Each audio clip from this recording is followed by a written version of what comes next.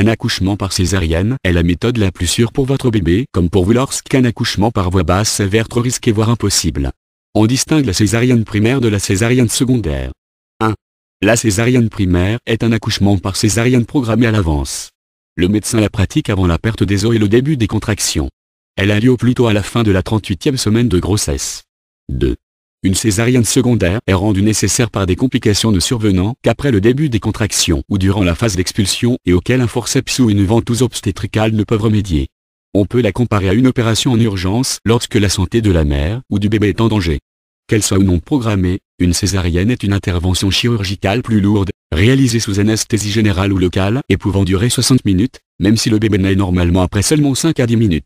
Les risques liés à la césarienne ne sont certes plus comparables avec la situation au siècle passé, mais il reste que 3 fois plus de femmes meurent lors d'une césarienne en urgence que lors d'un accouchement normal.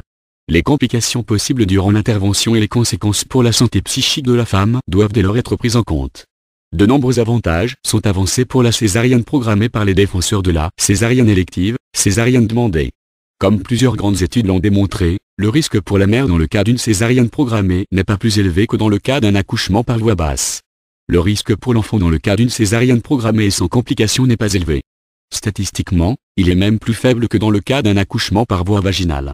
Aussi certains accoucheurs disent-ils que la césarienne est la méthode d'accouchement la plus risquée pour la mère, mais la plus sûre pour l'enfant. Cependant, les nouveau-nés souffrent plus souvent de problèmes respiratoires, à savoir une forme légère du syndrome de détresse respiratoire. C'est pourquoi les voies respiratoires des bébés nés par césarienne doivent être soigneusement dégagées immédiatement après la naissance. Il est aussi très important que le cordon ombilical soit coupé le plus tard possible.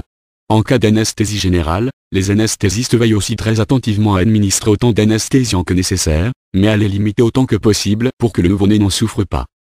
Après la césarienne, vous devrez vraisemblablement rester entre 4 à 7 jours à l'hôpital, selon comment vous vous sentez. L'enlèvement des points de suture est indolore et a généralement lieu le 4e ou le 5e jour après l'opération. Bien souvent, la sortie de l'hôpital a lieu le même jour. La cicatrice s'estompera progressivement et ne sera ensuite pratiquement plus visible.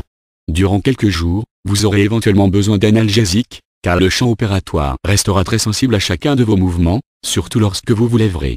Les lochies, écoulements utérins, surviennent aussi après un accouchement par césarienne, mais elles sont moins abondantes et durent moins longtemps. Et ce n'est pas parce que vous avez déjà une césarienne que vous en aurez forcément une aussi la fois suivante. Dans de nombreux cas, un accouchement par voie basse est tout à fait possible lors de la grossesse suivante.